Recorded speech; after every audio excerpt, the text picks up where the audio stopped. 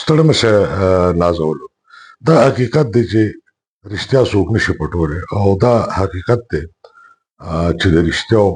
مخه څوک نشي نیوی. نن د زیارت ورځ ده چې زه تاسو سره خبرې کوم او پېښور های کورټ د بیرمن شاه سابقه ایس ایچ او 400 په کیس کې یو ډېره اهمه فیصله وکړه. بیرمن شاه سابقه ایس ایچ او سټي پولیس سټیشن 400 چې په هغه د یو ځوان جان وکیل میا عاصم شاه کاکا خیل د قتل دعوه ده، الزام دی او چې هغې د قانوني یا د پولیس د کیس نه زیات چې دی یو سیاسي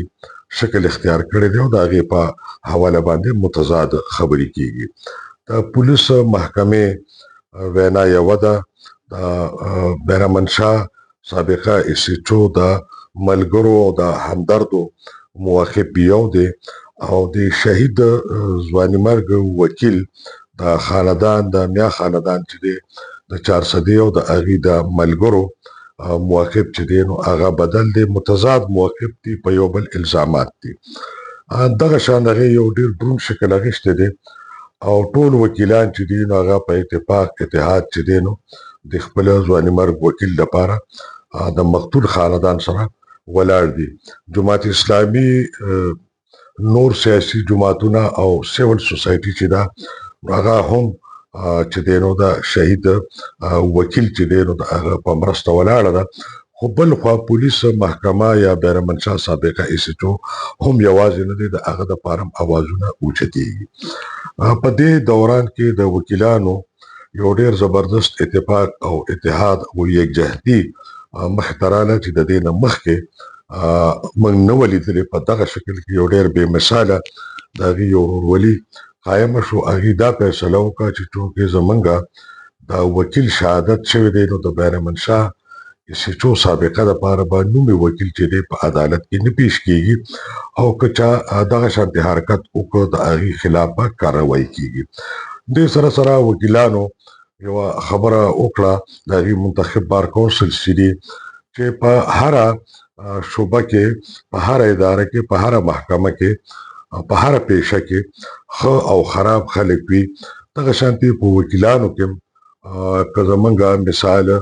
100,000 تعداد دی نو یو 30 وکیلان به داسې چې هغه به ټاوټس وي د پولیس یا د سرکار او ټاوټ ته په پښتو کې لکه موږ هغه دلال وایو چې هغوی به خپل پیسې سره مخلص نه وي، د هغې د تقدس خیال به نه ساتي او په ځای دی چې مظلوم ته انصاف ورکړي نو هغه به د زورورو خلکو د ادارو چې دی او د محکمو چې دی نو د هغې دلالي به کوي او موږ به د خپلو صفونو نه دغه شانتې خلک وباسو. په دې دوران کې شبیر حسین ګیګیاړي چې یو ډېر نوموړی وکیل دی او د هغه یو خپل ځانګړی مقام دی، هغه د بیرمن شاه سابقه ایس ایچ او وکالت قبول کړ او د هغه د عبوري ضمانت دپاره پېښور های کورټ ته رجوع وکړه. په دغه حواله د وکیلانو په مابین کې تاوتریخوالی شروع شو او مختلف بحث چې دي هغې د شبیر حسین ګیګیاړي په باره کې مختلفې فیصلې وکړې. ملګري وکیلان د یو اطلاع مطابق چې دی نو هغې د هغه د ګیګیاړي صاحب رکنیت چې دی د ملګرو وکیلانو هغه ختم کړ. دغه شانتې د پبو بار په هغې باندې تا حیات د داخلې پابندي ولګوله او دغه شانتې پېښور بار یا های کورټ بار هم د هغې په حواله باندې مختلف بار مختلفې فیصلې وکړې، خو د هغې نتیجه دا راغله چې یو خو په د هغې د بار د ممبرشپ چې دی نو په هغې باندې کرښه راښکلې شو، د هغې په داخله پابندي ولګېده. بیا چې کله د عبوري ضمانت په سلسله کې پیشي وه نو په هغې کې بدمزګي وشوه او د شبیر حسین ګیګیاړي سره چې کوم ملګري یا خلک راغلو، وکیلانو غیر وکیلانو چې هغه د خپل تحفظ دپاره یا د سپورټ یا د هر څه دپاره چې کومه ډله راغلې وه، د هغې او په های کورټ کې د وکیلانو ترمنځ بحث مباحثه تاوتریخوالی شو. دغه څه بحث یا آغاز چا کړو، یو بدمزګي وشوه او د هغې نه پس چې دی نو میډیا سره هم خبرې اترې جانبین وشو. نورې سختې فیصلې هم چې دی نو د وکیلانو منتخب چې کوم باډیز دي هغې واخیستل او دغه شانتې هغې د ټاوټیزم یا د ټاوټس د مختلف محکمو نه د وښکلو خبره مو کوو. په هغې کې هغې دا خبره هم وکړه چې که په وکلا کې دي نو په صحافتي برادرۍ کې هم شته چې د هغې ټیک یا په حق په بنیاد باندې د دغې های کورټ یا د دې ټولې معاملې راپورټینګ یا تجزیې نه کېږي. نو هغې غږ هم وکړه چې صحافیان دې هم چې دی نو د خپلو صفونو نه دغه شانتې بلیک شیپس چې دي نو وباسو، بلکې هغې یو عزم هم وکړه چې د دې خلکو خلاف به موږ هم چې دی نو یو قانوني چاره جوړي کوو. پېښور های کورټ چیف جسټس او نور معزز جج صاحبان چې دي او نور د صوبې عدلیه چې ده نو هغې په دغې باندې د هغې زړونه خفه وو. په پېښور های کورټ کې چې کومه واقعه شوې وه نو هغه یې مناسب نه ګڼله. په دغه لړ کې بیا د پېښور های کورټ بار منتخب کابینې د صدر صاحب په مشرۍ کې او د چیف جسټس صاحب او نور معزز ججانو صاحبانو سره ملاقاتونه، گفت و شنید او خبرې وشوې. خو هغې سره چې دی نو یو کیس هم چې دی نو هغه د ګیګیاړي دي د طرف نه راغی د عدالت مخې ته. په هغې عدالت نن فیصله وکړه چې دا حق چا سره هم نه دی حاصل چې هغه د کوم وکیل ممبرشپ یا د هغه لایسنس چې دی منسوخ کړي او یا په هغه باندې په عدالت ته په راتلو باندې یا په وکالت یا د چا موکل دپاره په کیس کولو باندې پابندي ولګي او دا د ځینې آئیني شکونو حواله په خپلو فیصله کې پېښور های کورټ ورکړه چې د دې رو سره چې دی نو دا غیر آئیني، غیر قانوني او غیر اخلاقي دي. اوس د های کورټ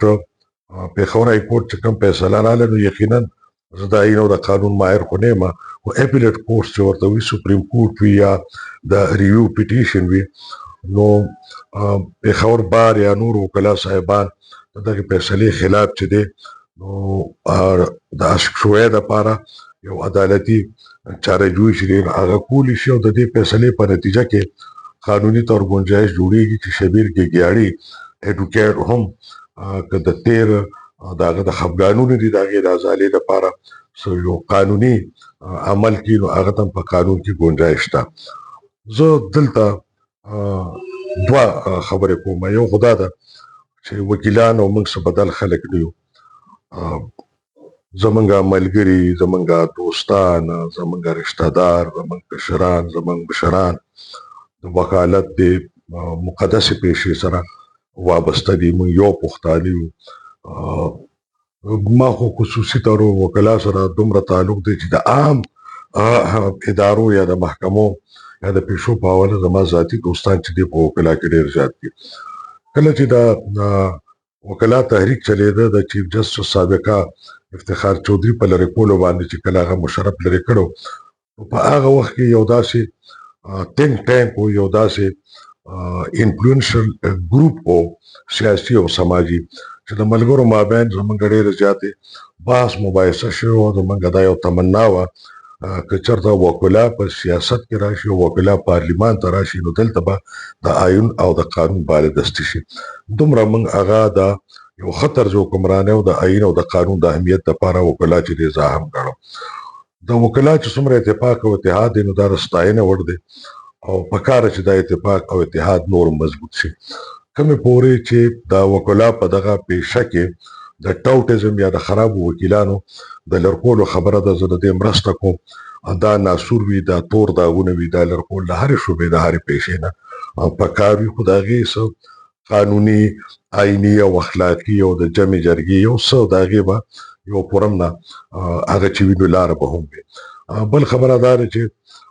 په راپورټینګ کې، په تجزیو کې، په حالت جنګ کې د غلطو ګنجایش په هر ځای کې وي. وکلان هم کېدی شي، د صحافیانو تجزیه کارونه هم کېدی شي. نو که داسې څه غلطي یا خبره راشي مخې ته نو په هغې یکدم تعلق خرابول نه دي پکار یا انتها ته تګ نه دی پکار. چې چا نه شکوه شکایت وي هغه سره یو رابطه د هغه غوښتل کېناستل او د هغې وضاحتونه او بیا د هغې خپلې لارې چارې د پښتو شته، د قانون د آیین شته. بهرحال دا کومه خبره چې رااله نو موجوده چونکې دا معزز عدالت عالیه حکم دی فیصله ده نو دغه د کاړي کرښه ده قانون دی نو دا پېښور های کورټ د فیصلې مطابق کوم وکلا چې د شبیر ګیګیاړي خلاف څه اقدامات هم کړو هغه غیر قانوني او غیر آئیني وګرځول شو نو زما دا خیال دی چې کله د عدالت دغه شانتي یو فیصله راغله نو اوس وکلا برادریت هم سوچ پکار دی چې زمونږ تمه خو د هغې نه دا ده چې هغه به د آئین او د قانون پاسداري کوي د هغې راز چې دی یو نظام به موږ له د قانون راکړي نو که وکلا صاحبان زمونږ رول عزیزان په خپله داسې حرکت وکړي داسې فیصلې وکړي چې بیا معزز عدالتونه هغه غیر قانوني یا غیر اخلاقي یا غیر آئیني وګرځوي نو دا لکه څه ښه خبره نه ده د یو مقدسې پیشې دپاره په نیکنیتۍ په بنیاد مې دا خبرې کړي دي بیا هم که کومو ملګرو ته د دې دغې خوی بدیږي ګل بخښنه اجازه غواړم دا الله پاپا